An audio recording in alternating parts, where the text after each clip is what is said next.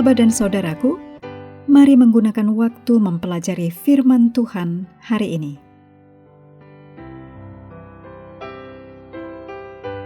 Hari Kamis tanggal 23 April, judulnya Keadaan Hati.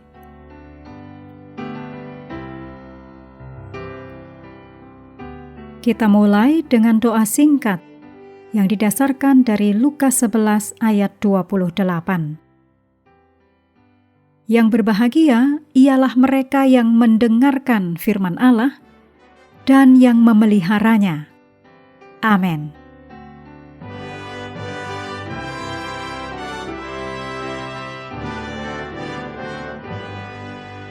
Satu Korintus 2 ayat 14 menjelaskan kemampuan kita untuk menerima pengajaran dari firman Allah sangat bergantung pada keadaan hati kita saat kita datang kepada Alkitab. Memiliki pemahaman rohani berarti memiliki wawasan dan pengertian rohani. Orang yang terbuka secara rohani akan mendapatkan pemahaman yang sangat berbeda dari orang yang tertutup secara rohani saat membaca Alkitab. Jadi, sikap kita terhadap Alkitab dan cara kita membacanya sangat penting dalam hal pertumbuhan hubungan dengan Allah. Demikian Paulus menjelaskan hal ini dalam 1 Tesalonika 2 ayat 13. Firman Allah bekerja di dalam kita ketika kita percaya. Ketika membuka Alkitab dan percaya bahwa Allah ingin berbicara kepada kita melalui kata-kata di dalamnya, maka Allah benar-benar akan berbicara dan bekerja dalam hidup kita. Namun, itu banyak bergantung pada iman dan harapan kita. Kabar baiknya adalah, jika iman kita lemah, Allah dapat membuatnya bertumbuh, yang ditulis dalam Markus 9 ayat 24. Bahkan, jika iman kita hanya sebesar biji sesawi, yang ditulis dalam Lukas 17 ayat 6. Salah satu tujuan besar dari Alkitab adalah untuk menyatakan kebenaran dalam hidup kita, mengenai kondisi hubungan kita dengan Allah dan bagaimana cara memperbaikinya. Jika hati kita terbuka terhadap Roh Kudus dan dengan kerendahan hati menghampiri firman Allah, maka kita akan selalu mengalami perubahan, meskipun perubahan itu tidak selalu langsung terasa setiap hari, karena pertumbuhan seringkali berlangsung secara bertahap. Sebaliknya, jika kita tetap dalam sikap apatis dan dosa dan tidak bersedia berubah, maka membaca Alkitab tidak akan banyak berguna bagi kita. Roh Kudus mendorong kita untuk mendekat kepada Yesus Kristus. Jika kita ingin melangkah lebih dekat, maka kita akan menjadi bijak untuk memperoleh keselamatan, yang ditulis dalam 2 Timotius 3 ayat 15. Dan kita akan melihat hal-hal yang tak pernah kita bayangkan sebelumnya.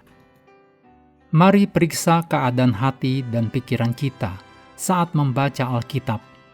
Apakah hanya membawa pendapat saya sendiri dan berusaha membenarkannya, atau kita datang dengan hati dan pikiran terbuka, siap dengan iman seperti anak kecil untuk melihat apa yang Tuhan ingin sampaikan hari ini.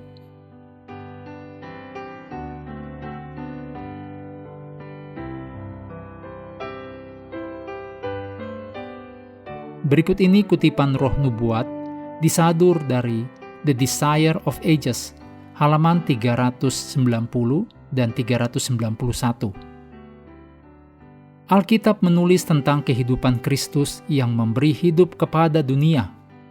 Melalui firman-Nya, Yesus menyembuhkan orang sakit, mengusir setan, menenangkan badai, bahkan membangkitkan orang mati, dan orang-orang bersaksi bahwa firman-Nya penuh kuasa. Ia menyampaikan firman Allah, sama seperti para nabi di zaman Perjanjian Lama. Seluruh tulisan Alkitab sebenarnya tertuju kepada Kristus. Yesus ingin supaya kita berpegang pada firman. Saat Dia tidak lagi hadir secara langsung, Firman Tuhan menjadi sumber kekuatan kita. Seperti yang Dia katakan, kita hidup oleh setiap firman yang keluar dari mulut Allah, yang ditulis dalam Matius 4 ayat 4. Sama seperti tubuh membutuhkan makanan, kerohanian kita juga butuh firman Tuhan.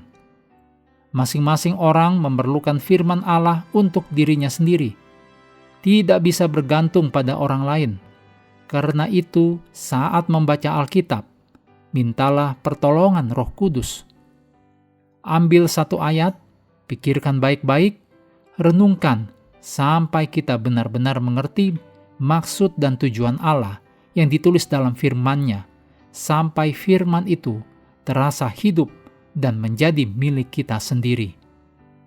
Saat kita benar-benar menerima kebenaran firman Tuhan, maka firman itu akan mengubah cara kita berpikir dan membentuk karakter kita untuk berkembang selaras dengannya.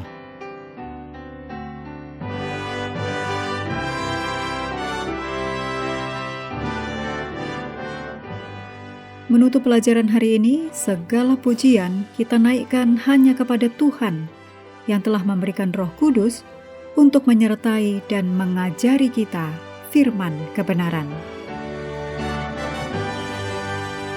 Terima kasih telah belajar bersama.